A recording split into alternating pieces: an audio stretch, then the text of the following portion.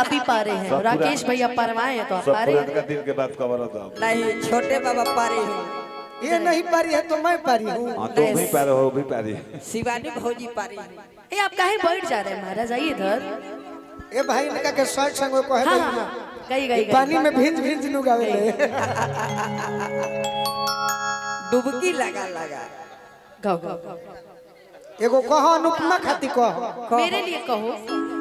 अच्छा सी करिए भैया, सी करिएगा तो और अच्छा। माइनर माइनर अति सुंदर। सी बस।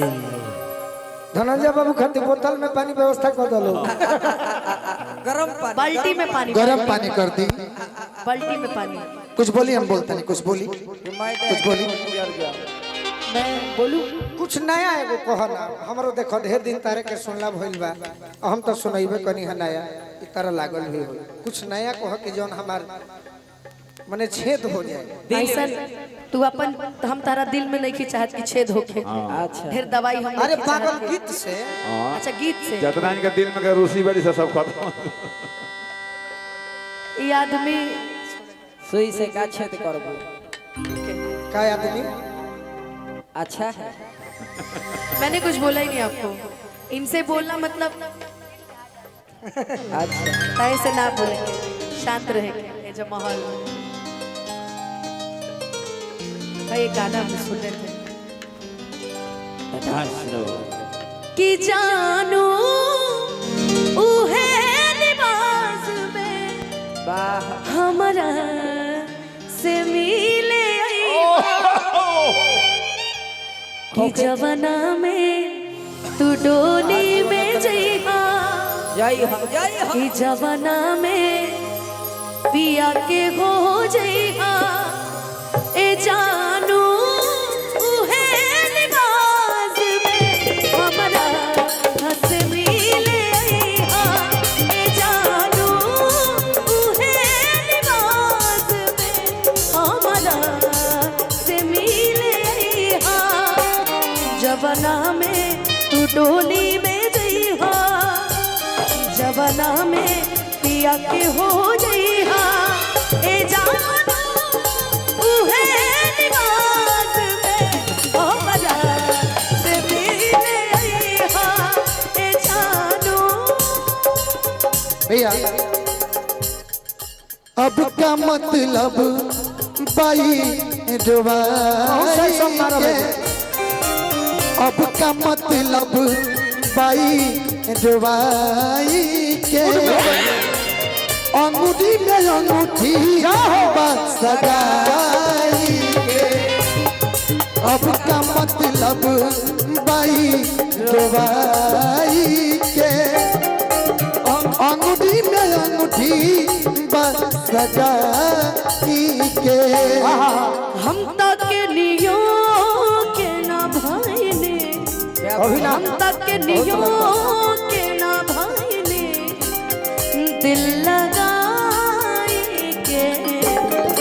अब का मतलब भाई रुबाई के, अंगूठी में अंगूठी बस सगाई के, अब का मतलब बाई डुबाई के, अंगूठी में अंगूठी बस सगाई के। बोलू भैया। दियरा के का करनियन दे हमरा फाटे,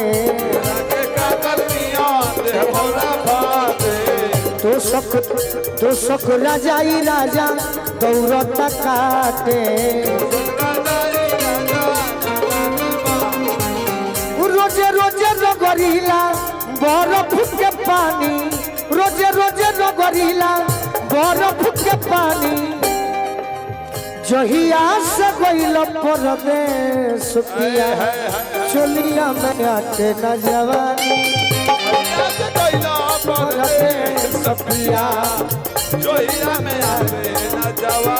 अरे अब का मतलब बावे रुआई के, अंगूरी में अंगूठी बा सगाई। अब का मतलब रुबाई के, अंगूरी में अंगूठी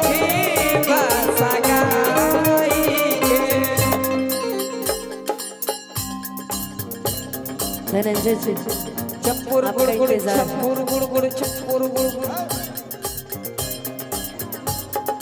बढ़ा दी का जहिया से गइल परदेश पिया चोलिया में आके न जवानी जहिया से गइल परदेश पिया चोलिया में आके न जवानी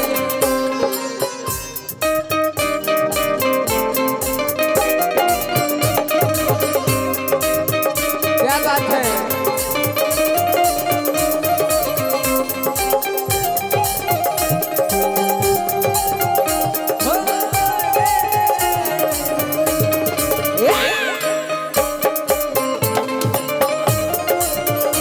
वाह वाह वाह वाह क्या बात है अब का मतलब बवे रुआई के हमरी में मुठी हो किस्मत में ना रहला पहिले ना हमसे कहला प्रेमी धारा में ना बहती ना दिल देले रहती न गम ले रहती ना दिल देले रहती ना गम ले रहती। अनुपमा जी हमने के बड़े भाई राकेश भैया की तरफ से हजारों रुपया का आशीर्वाद मिलल, दिल से अभिनंदन बा। राकेश मुकेश राय जी मंच पर आइए, मुकेश राय जी। ना दिल देले रहती ना गम सहले रहती ना दिल दिले रहती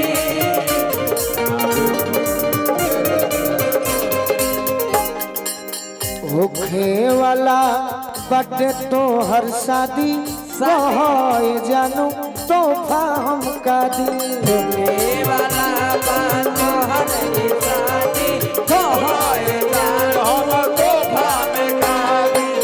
जवने तू कहबू तवने ही दे हो ई जनी बुझी हो कि यार ना दी होखे वाला बटे ता हर शादी कहय जानू तोहफा हमका दी